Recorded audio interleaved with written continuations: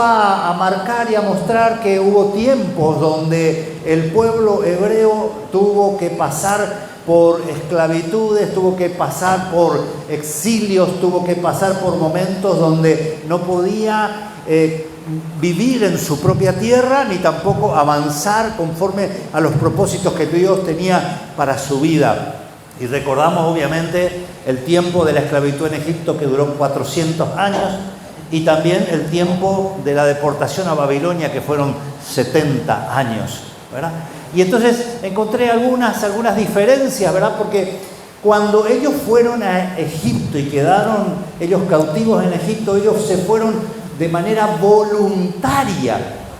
Ellos entraron a Egipto porque había hambre y en la tierra, y allí estaba José, ¿verdad? Y ahí vino el tiempo de bendición para ellos. Ellos fueron voluntariamente con un plan, con un propósito, y luego se acomodaron allí y terminaron siendo esclavos, ¿verdad? Pero en el caso de Babilonia, ellos no fueron voluntariamente. Ellos fueron llevados cautivos, fueron obligados a salir de la tierra que ellos ya poseían y ser llevados a otro tiempo de esclavitud, un poco diferente, ¿verdad? En Egipto ellos eran esclavos claramente, porque ahí ellos tenían que trabajar de sol a sol, la noche también, y estaban ahí con cadenas, con látigos, esforzados, ¿verdad? Limitados, y sin prácticamente poder vivir nada. No tenían días de descanso, no tenían absolutamente nada. Pero cuando el pueblo fue llevado a Babilonia, la esclavitud fue un poco diferente. Porque ahí le dieron un poco de esclavitud libre, por decirlo de alguna manera, donde ellos podían trabajar, podían producir, podían vivir, podían tener su familia, podían tener hijos, ¿verdad? De hecho, algunos prosperaron en Babilonia, ¿verdad? Pero era como, ¿vio las películas cuando llevan a alguien con la trata de personas y le quitan el pasaporte? Y esa persona se queda ahí esclava, no puede salir, no puede moverse porque ya no tiene los documentos para salir. Bueno, más o menos así fue la historia también ahí en Babilonia. Y luego también estuve viendo la comparación de que cuando el pueblo salió de Egipto, fue el tiempo donde Dios se empezó a revelar al pueblo de Israel. Pero en la salida de la deportación, en el exilio, cuando salieron ellos de Babilonia, la experiencia fue diferente, porque allí ellos empezaron a tener un entendimiento de Dios y empezaron a tener una relación más profunda con el Dios Todopoderoso. Amén. Amén. También vi que los que fueron llevados a Babilonia fueron los creyentes. Fueron los que creían que tenían todas las respuestas. Fueron los que creían que tenían toda la sabiduría, que se la sabían todas. Eran ya, la mayoría eran crecidos espirituales, ¿verdad? Y creo que se confiaron un poquito, ¿verdad? Su orgullo terminó arrastrando también a toda su familia detrás de estas personas. Es decir, y una vez que fueron a Babilonia, ya fueron sumergidos en la cultura, empezaron a practicar los ritos, aprendieron los ritos, la cosmovisión de la tierra, y finalmente se fue diluyendo la esencia del pueblo hebreo. Y entonces encontré un pasaje que golpeó mucho mi corazón, que está en el libro de Esdras. Solo voy a leer algunos versículos. Esdras capítulo 9. Y esto es cuando ellos ya vuelven, ¿verdad? Ellos ya vuelven de la deportación, ya vuelven otra vez a Jerusalén. Y allí entonces se produce esto cuando ellos están reconstruyendo, por así decirlo, la ciudad. Esdras capítulo 9, verso 1 dice: acabadas estas cosas, los príncipes vinieron a mí diciendo: el pueblo de Israel y los sacerdotes y levitas no se han separado de los pueblos de la tierra, de los cananeos, eteos, fereceos, jebuseos, amonitas, moabitas, egipcios y amorreos, y hacen conforme a sus abominaciones. Versos 5 y 6 dice: y a la hora del sacrificio de la tarde me levanté de mi aflicción, y habiendo rasgado mi vestido y mi manto, me postré de rodilla y extendí mis manos a Jehová mi Dios y dije: Dios mío, confuso y avergonzado estoy para levantar, oh Dios mío, mi rostro a ti, porque nuestras iniquidades se han multiplicado sobre nuestra cabeza y nuestros delitos han crecido hasta el cielo. Capítulo 10, verso 1. Mientras oraba Esdras y hacía confesión, llorando y postrándose delante de la casa de Dios, se juntó a él una grande multitud de Israel, hombres, mujeres y niños, y lloraba el pueblo amargamente.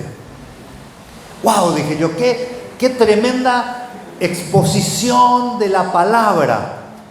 Cuando este varón puede identificar el porqué de lo que ellos estaban viviendo en ese tiempo. Empezó a explicar, cuando expresaba a Dios de todo corazón, el dolor que le producía haber permitido, no él particularmente, sino todo el pueblo anterior, los padres, los abuelos, los tíos, ¿verdad? Todos los ascendientes habían roto los principios de Dios, y esto había traído consecuencias devastadoras.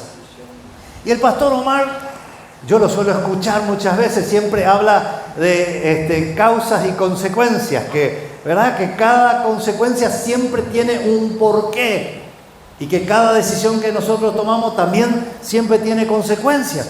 Pero cuando me puse a pensar, dije, la deportación simplemente fue la consecuencia de algunas causas, ¿verdad? Tomé las palabras suyas, pastor, y dije, ¿cuáles causas? Y entonces el Señor me llevó al libro de Jeremías, capítulo 25. Y ahí vamos entrando ya en nuestro tema de esta noche.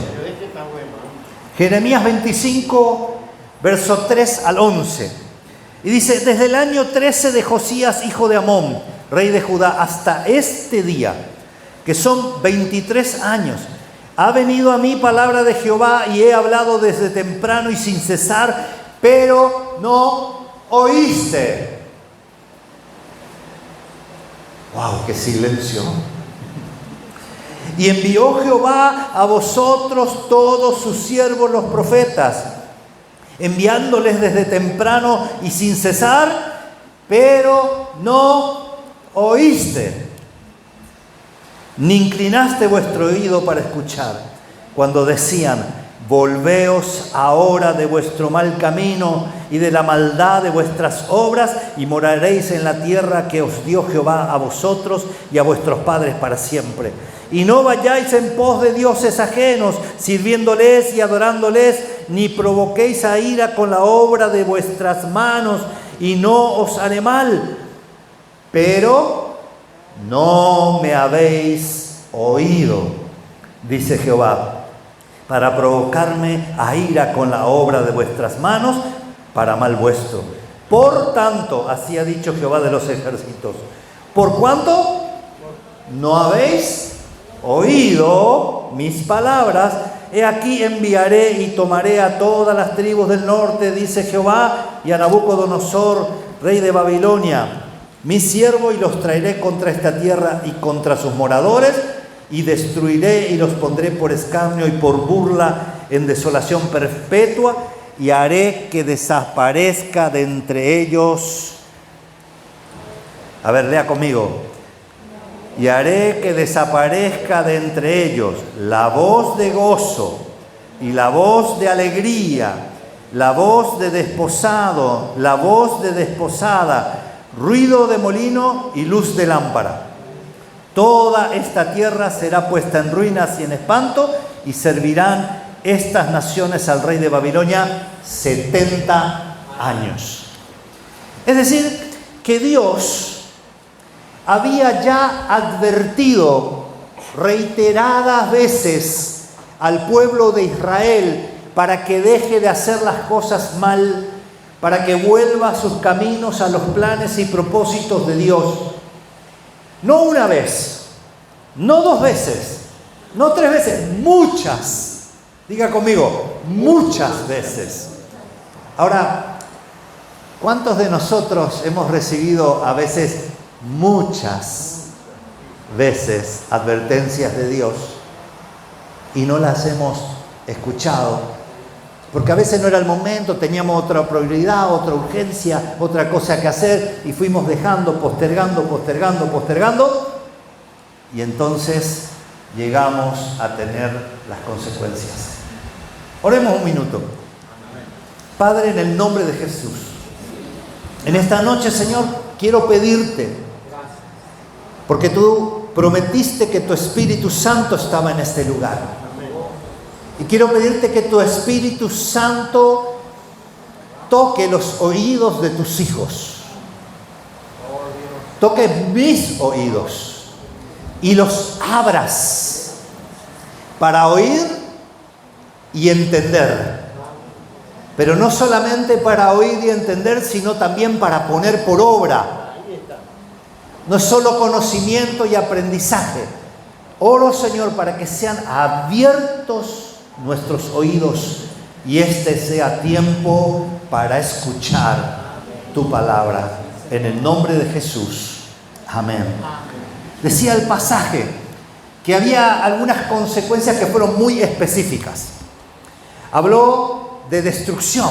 ¿Cuántos conocen familias y personas que tienen destrucción en su ambiente, en su casa, en sus relaciones, en sus negocios?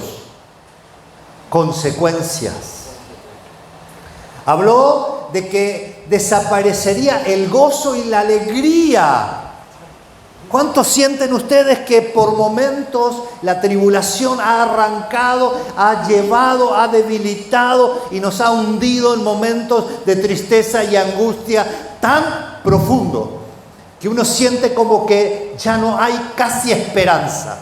Y decía la pastora cuando inició con el Salmo 100, que aunque estemos tristes, angustiados y por el suelo, necesitábamos nosotros entrar a sus atrios con alegría, con gozo, con alabanza. Pero ¿sabe qué? En ese tiempo no estaba ni el atrio ni la presencia a donde poder entrar. Así que el gozo le fue robado. Ni siquiera ese gozo que tenía que salir del esfuerzo no podía manifestarse.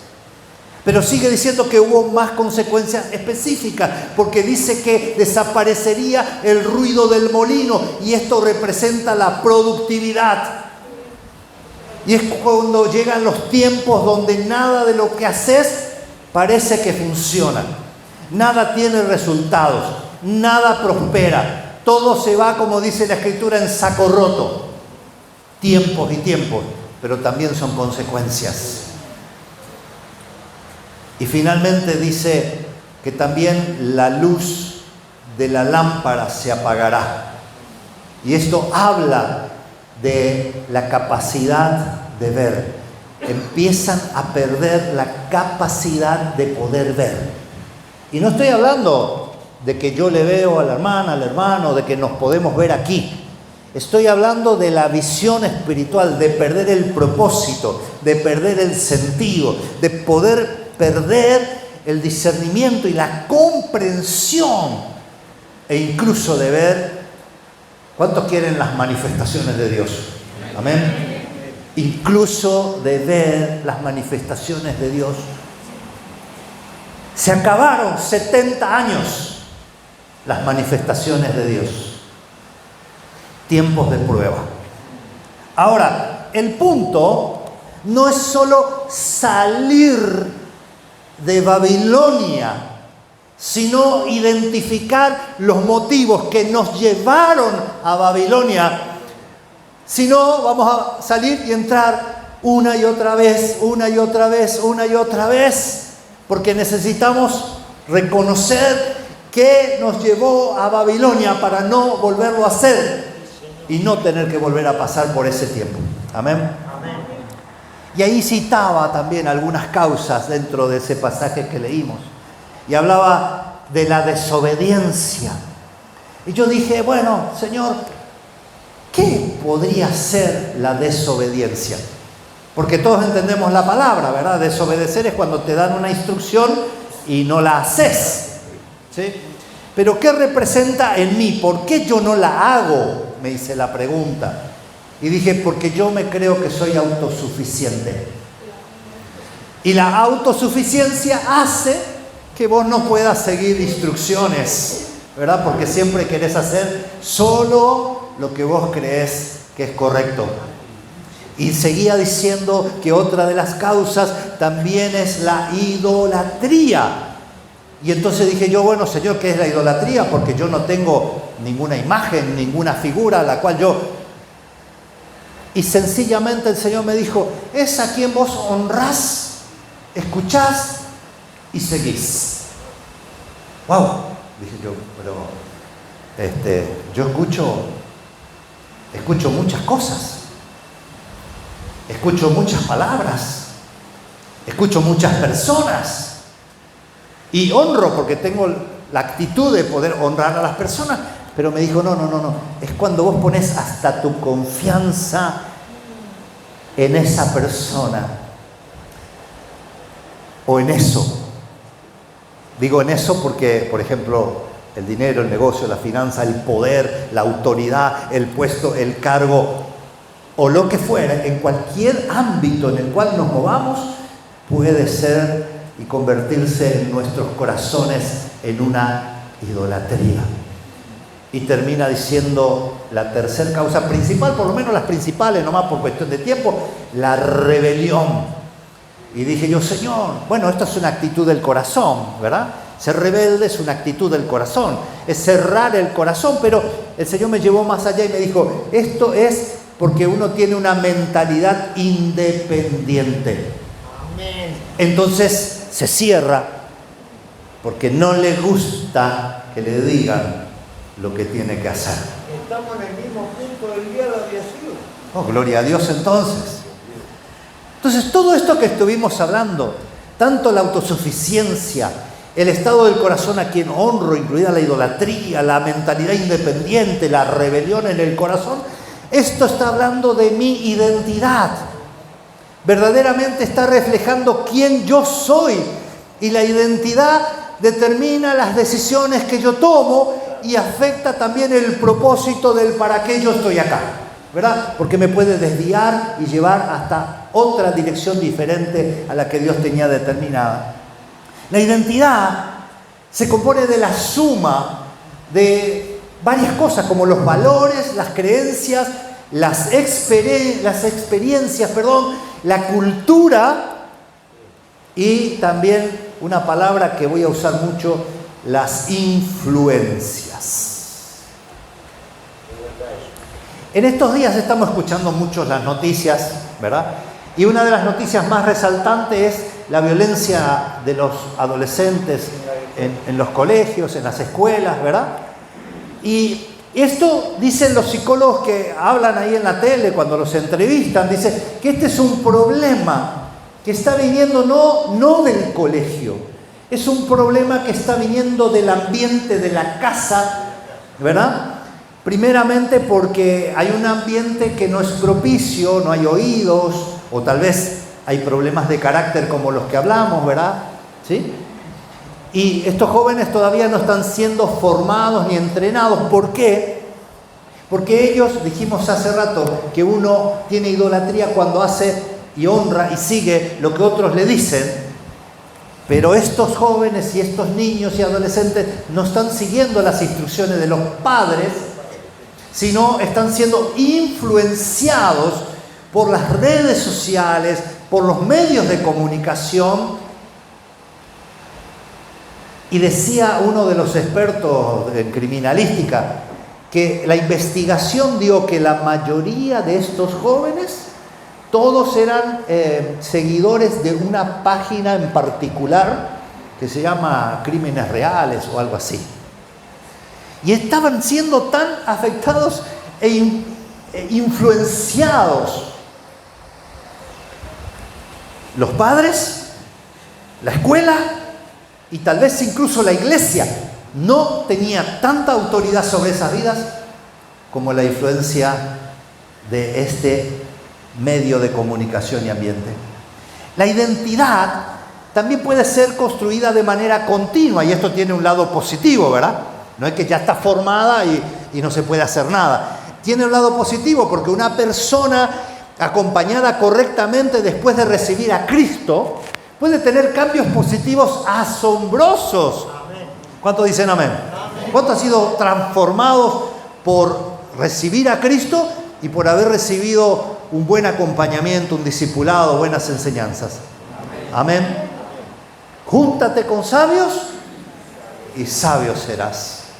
Pero también por otro lado, la persona que recibe a Cristo y permanece aún en un ambiente contaminado, probablemente no tendrá los mismos cambios positivos, sino que dependiendo del nivel de influencia, no crecerá o se terminará apartando de Dios. Mire qué poderosa es la influencia, ¿verdad? Y vino a mí entonces la pregunta: ¿por qué un cristiano libre volvería a Babilonia? ¿Nunca se preguntó eso?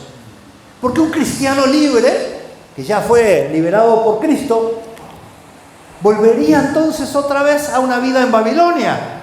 Bueno, pues algunos dicen, no, lo que pasa es que antes vino de Egipto y ahora necesita pasar por Babilonia, ¿verdad? Bueno, el pecado afecta la pertenencia. Yo digo, ya cuando pequé, ¿verdad?, me empiezo a conflictuar y empiezo a decir, yo no soy más digno. ¿Para qué me voy a ir a la iglesia? ¿Verdad? Yo estoy en pecado, ¿no? ¿Verdad? No soy digno. Y el sentirse indigno afecta la identidad en el corazón, como la del hijo pródigo, ¿verdad? Cuando él se fue, se sintió indigno, ¿verdad? Y él no volvió, cuando volvió en sí, no volvió como hijo, porque él no se sentía digno. El enemigo siempre intentará distorsionar tu identidad. Porque nuestro enemigo es igual que nuestro Dios, es eterno. Allá no solamente, también acá. Incorporarlo ahí. Amén. Cuando el enemigo logra, miren, vuelvo un poquito atrás, ¿sí? Dijimos antes que antes de ir a Babilonia, la gente desobedeció y no escuchó lo que Dios le decía.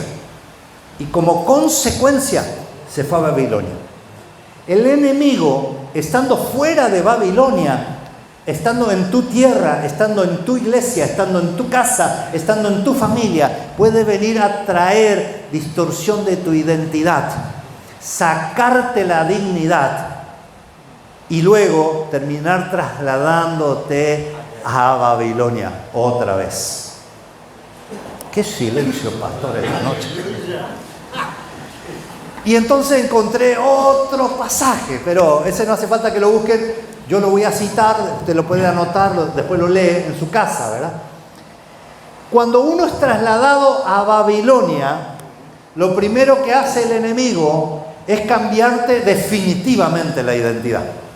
Y esto pasó en Daniel capítulo 1, verso 7, dice, a estos, ahí estaban los 4 jóvenes que conocemos las escrituras, dice, a estos el jefe de los eunucos puso nombres. ¿Pero cómo le puso? ¿Eran NN, indocumentados? No, tenían nombres. Le cambió los nombres, ¿sí? A Daniel, que significaba Dios es mi juez, Dios es mi defensor, le puso Belsasar, que quiere decir Baal protege al rey. Le cambió la identidad. Es decir, es diferente escuchar Dios es tu defensor que decir Baal es el defensor del rey. A Ananías, que significa favor de Dios, le puso Sadrach, que significa iluminado por Acú, que es el dios de la luna. A Misael, que quiere decir quién como Dios, le puso Mesac, que quiere decir quién es como Acú, el otro dios. Y a Azarías, que significa Dios ha ayudado, le puso a Abed-Nego, siervo de Nego. Al final el enemigo lo único que pretende es terminar cambiándote el nombre. Amén. Amén. Dios nos da un nuevo nombre. Dios nos da un nuevo nombre y un nuevo lugar y una nueva posición también en la eternidad donde no seremos arrebatados. Amén. Los estigmas. ¿Sí? ¿Sabe lo que es un estigma? ¿Verdad? Vos sos un inútil. Sos un ignorante, siempre vas a ser pobre, nunca vas a salir del pozo en donde estás, nunca vas a ser feliz. Estos son estigmas. Sos un burro, ¿para qué vas a estudiar? Estos son estigmas. Los límites tóxicos, las palabras, los menosprecios, los ambientes distorsionan la identidad, así como la pueden edificar, ¿verdad? Los ambientes. Abruptamente o sutilmente, existen cambios en los ambientes en nuestra vida siempre. A veces son sutiles, son lentos, de a poquito, con mucho tiempo de trabajo, como la violencia psicológica, el abuso emocional, a veces el abuso espiritual también, van destruyendo la autoestima. Me vino también a la mente que en este tiempo, bueno, en estos años hemos acompañado muchos matrimonios y algunos de los matrimonios tenían un problema. Ella era creyente y él no, ¿verdad? Y esto era una lucha, ¿verdad? Entonces ella intentaba forzarlo a él a la vida espiritual, ¿verdad? Y finalmente tanto le machacó, que el hombre terminó cerrando las puertas a Dios. No quiere saber nada de Dios. Y en otro caso, muy particular, no solamente dejó de querer saber algo con Dios, dejó de querer saber algo con su esposa. Y se fue, ¿verdad? Se volvió un ambiente tóxico que no edificó la relación. También, como dije, los ambientes pueden influir positivamente. Teníamos un grupo de conocidos en Paraguay cuando estuvimos allá, que era una comunidad que vino de Gran Bretaña, se llamaba la comunidad Primavera. Ellos hablaban solo inglés, había creo que entre ellos uno o dos que hablaban español. Y entonces ellos se sostenían de las actividades que hacían, ¿verdad? Los varones hacían trabajos de pintura, electricidad en el barrio, qué sé yo. Las mujeres enseñaban cocina o vendían budines, panes, facturas, qué sé yo, ¿verdad? Pero también enseñaban inglés. Y no como un instituto de inglés que uno va, participa 2-3 horas, vuelve, ¿verdad? No. El sistema de ellos era el sistema de inmersión. ¿Qué significa eso? Sumergirse en la cultura. Entonces ellos decían, bueno, ¿usted quiere aprender inglés? Venga a las 7 de la mañana y se va a las 7 de la tarde. Y entonces pasa todo el día ahí, no se habla una jota en español, ¿verdad? Y también aprende la cultura. ¿Y qué cultura tenían ellos? La del trabajo, pero también tenían la cultura cristiana. Y ahí entonces los evangelizaban a la gente. Pero entonces ellos decían que el que salía de ahí aprendiendo el inglés, hablaba un inglés como si hubiera nacido en un país de habla inglés. Mire, lo fuerte que es estar sumergidos en un ambiente. Ahora también la influencia de los ambientes dijimos que podía ser lenta, despacito, pero también puede ser con cambios bruscos que transforman el ambiente, ¿verdad? Que marcan la identidad como el pueblo de Israel cuando fue llevado a Egipto, ¿verdad? Una muerte en la familia, una separación, la pérdida de trabajo, la quiebra de un negocio, una adicción puede entrar, cambiar todo un ambiente de manera abrupta. Cual sea el caso, lento, rápido, profundo o lo que sea, si influencian el corazón, terminan afectando la identidad. Y finalmente, una vez que se afectó la identidad, también las decisiones, como ya lo hemos dicho antes. ¿Cuál es tu identidad hoy? Como varón, como mujer, ¿cuál es tu identidad hoy? A veces cuando uno pregunta, ¿cuál es tu identidad? Y me llamo Adrián Rodríguez. No, ese es tu nombre, ¿sí? Tu identidad es quién soy. ¿Qué soy? ¿Verdad? No, yo soy electricista, no, yo soy bombero, yo soy policía, yo soy bancario. No. Eso es qué haces. ¿Quién soy? Y la otra pregunta es, ¿cuál es tu identidad hoy como cristiano?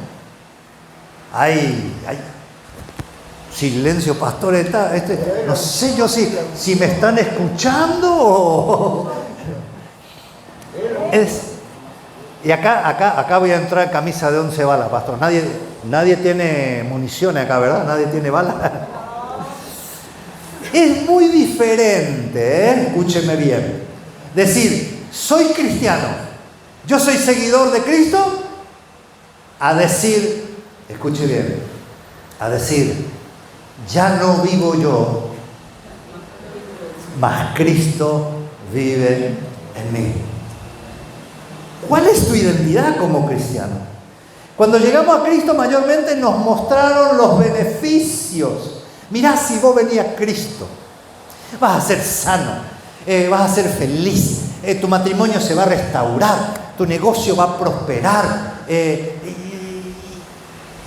y entran, tus hijos van a cambiar, ¿verdad? Y entonces es como que muchos hemos llegado al Evangelio por los beneficios, ¿verdad?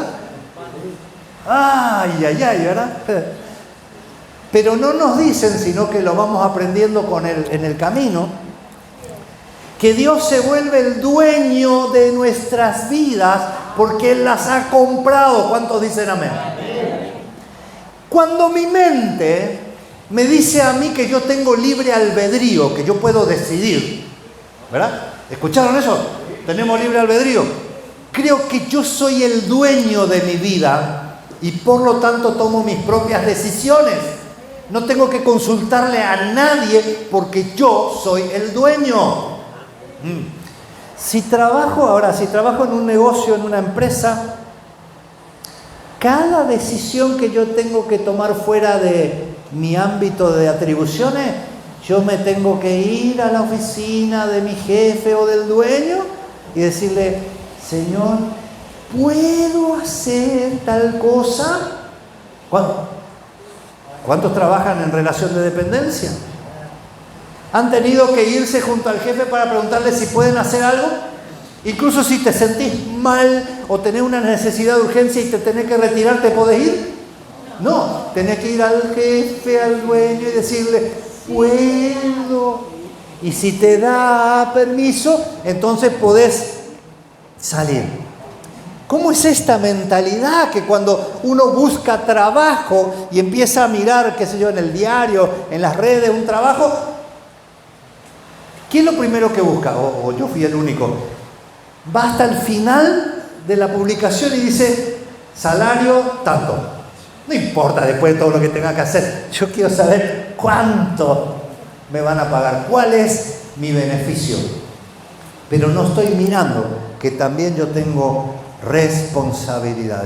Qué diferente es cuando yo mismo puedo entender que he decidido ceder mi voluntad a un amo, a un dueño, a Dios. Amén. Un amén. Qué diferente es cuando yo... Acá somos pentecostales emocionales. Bueno, esto... No da gusto entonces este tema. El problema no es tener jefes. El problema es tener uno y que sea bueno. Amén. Es descansar en que este amo que compró mi vida sabe lo que me conviene y cuándo me conviene. Y si ya no vivo yo, ya no priman mis intereses particulares. Si ya no vivo yo, solo me encargo de hacer lo que me dice el que vive en mí, que yo debo hacer. ¿Quién vive en mí? ¿Quién vive en mí? Estamos muy pila baja. A ver, pila ahí decimos, se dice allá. ¿Quién vive en mí? Amén, gloria a Dios. Porque Él vive en mí. Un día me dijo, Omar, estás equivocado. Este no es el camino. Amén. Gloria a Dios. ¿Es la presencia de Dios o no? Gloria a Dios. Cuando sabemos escuchar. El orgullo, la autosuficiencia, la independencia, la rebelión, la idolatría, la desobediencia me dicen: no necesitas un jefe, sé tu propio dueño. Y este es un problema del alma. Es un corazón desordenado por las prioridades de la agenda personal. Voy terminando con esto y termino con un pasaje final. Los medios, la sociedad, la política, la educación, pero también la familia y la iglesia son ambientes influyentes de la identidad de las personas. En resumen, los ambientes terminan determinando los resultados. Ahora, ¿qué pasa si entonces mi ambiente no es el correcto? Y entonces yo me doy cuenta a través de este mensaje que mi ambiente es tóxico, que mi ambiente es negativo, que mi ambiente es malo, que mi ambiente es perverso, que mi ambiente me está llevando más para abajo que para arriba. Estoy fundido porque dice acá que los ambientes determinan los resultados. Pero lo que no dije es que yo puedo afectar también los resultados cambiando el ambiente. Amén. Amén. Y entonces, termino con esto. ¿Cómo volvernos transformadores de ambientes? ¿Cuántos quieren saberlo? Amén. Muy bien. 3 cualidades, anótelo para no olvidarse, que yo encontré de las personas que transforman ambientes. Y el capítulo 6 de Daniel, usted lo puede leer en su casa completo. Es el capítulo donde el rey dice: bueno, ahora entonces yo voy a ceder la administración, voy a poner 120 administradores y sobre los 120 voy a poner 3 que controlen lo que los otros están haciendo. Y entre estos 3 está Daniel, ¿verdad? Y dice que de los 3 que puso y de los 120, él era el mejor, ¿verdad? Y entonces los otros se pusieron celosos, ¿verdad? ¿Cuántos saben que cuando uno está progresando el enemigo se pone celoso? ¿Amén? Y entonces los otros se pusieron celosos y tramaron una trampa.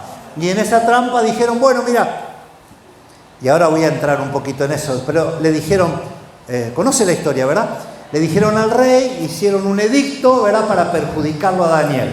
Y lo encontraron infraganti. ¿Por qué? Porque Daniel no se arrodillaba cuando sonaba la trompeta y la corneta y no veneraba la idolatría.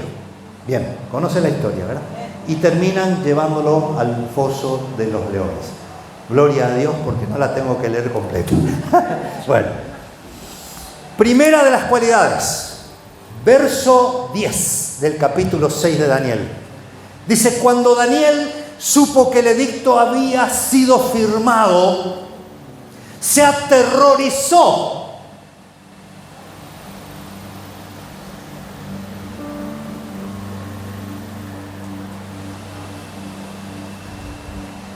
¿Se aterrorizó? No, no se aterrorizó. Tiene que leer este pasaje, es importante que lo lea. Dice: cuando Daniel supo que el edicto había sido firmado, entró en su casa, abrió las ventanas de su cámara que daban hacia Jerusalén, se arrodillaba 3 veces al día y oraba y daba gracias delante de su Dios, como lo solía hacer antes de que fuera firmado el edicto. Es decir, no empezó a orar, a ayunar y a clamar y a rogar y a venir a la iglesia porque se pusieron las papas calientes, sino que era un estilo de vida. Por esto se volvió una cualidad de las personas que transforman ambientes. El tiempo de intimidad y oración transforma ambientes.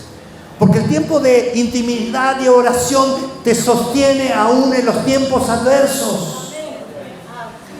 Te da favor con las personas. Dice el verso 14 que cuando el rey oyó el asunto, le pesó en gran manera y resolvió librar a Daniel, y hasta la puesta del sol trabajó para librarlo.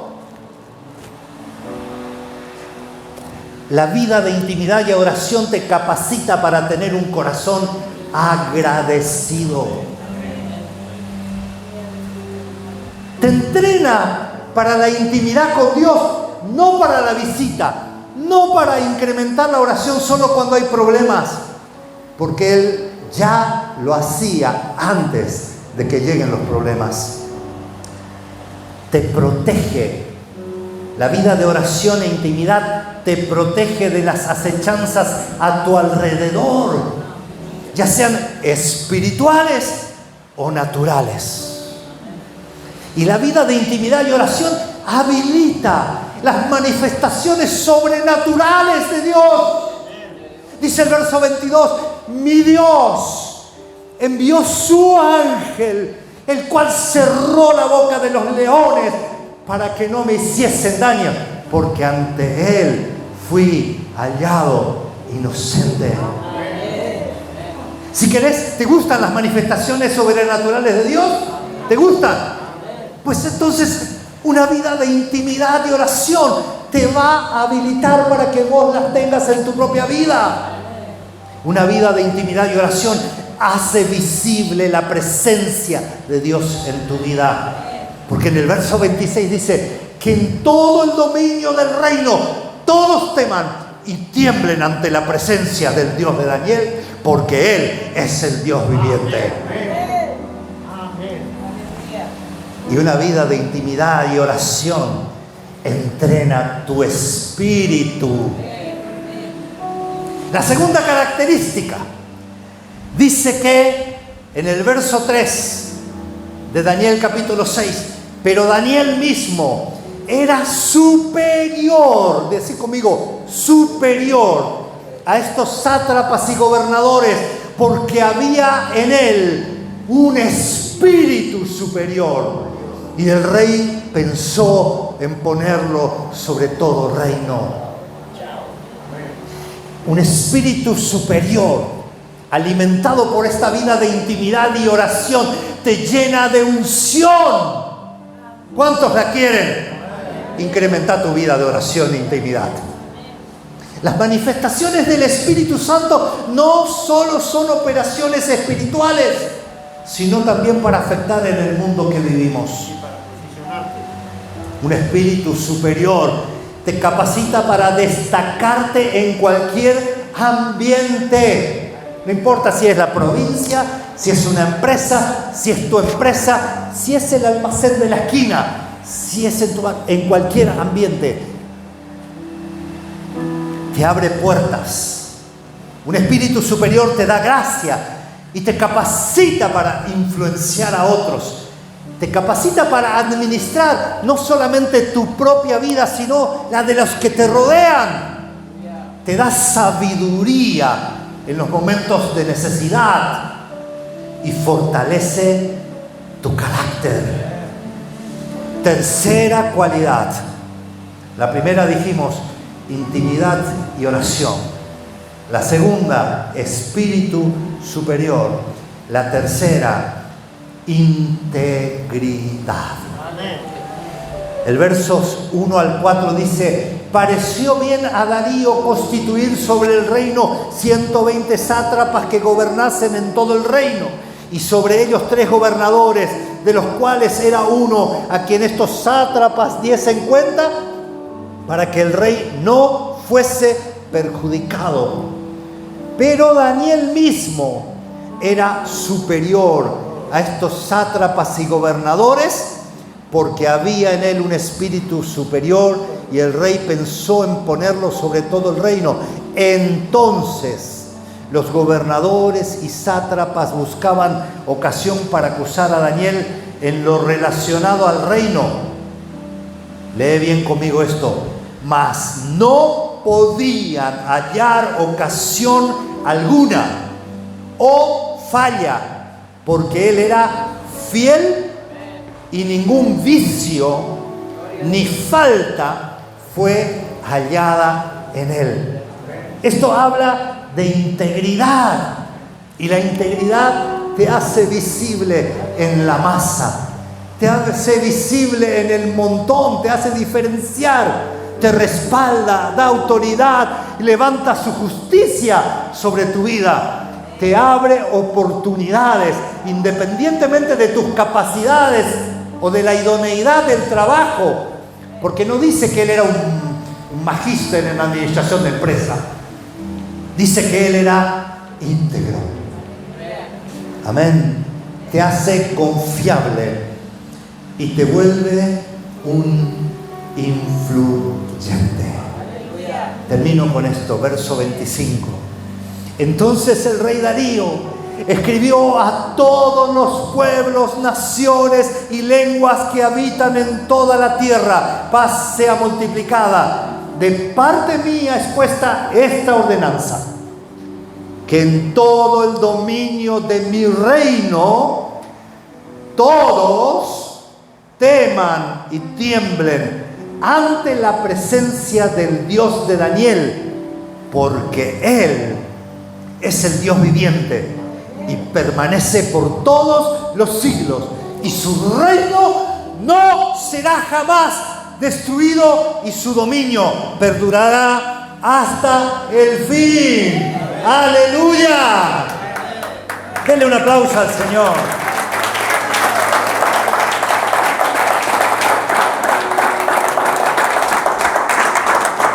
Padre, en el nombre de Jesús, Señor, en esta noche, a la luz de tu palabra poderosa, que no va a volver a ti vacía, pregunta a tus hijos cómo se pueden identificar hoy, Señor. Gracias. Oh Padre, muéstrale, Señor, que hay algunos aquí que si no hacen cambios urgentes en su vida, pronto estarán entrando en una Babilonia. Oh Señor, revélate, Señor, a estos corazones y a estas vidas. Y trae, Señor, la capacidad. Padre, tal vez otros están atravesando su Babilonia, donde sientes que tu identidad no está definida, o al menos no como debería estar un hijo de Dios. Y tal vez hay otros que hoy están saliendo de su Babilonia después de todos esos años. Y te das cuenta en esta noche que si no tomas decisiones y haces cambios, vas a terminar volviendo otra vez de donde Dios ya te sacó. El ambiente donde te mueves no te ayuda.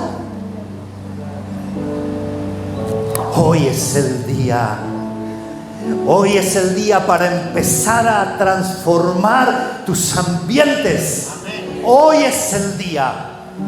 Y no se empieza con la integridad, y no se empieza con el espíritu superior, se empieza con el tiempo de oración e intimidad. Padre, en el nombre de Jesús, revélate a tus hijos y trae transformación y empodéralos en el nombre de Jesús a ser transformadores de ambientes. Padre, te exalto, te adoro y te glorifico en esta noche, Padre. Y Señor, que tu palabra vuelva a ti, Señor, con el propósito para el cual tú la enviaste, y haya libertad en la vida de tus hijos. Gracias, mi Señor, en el nombre de Jesús. Amén y amén.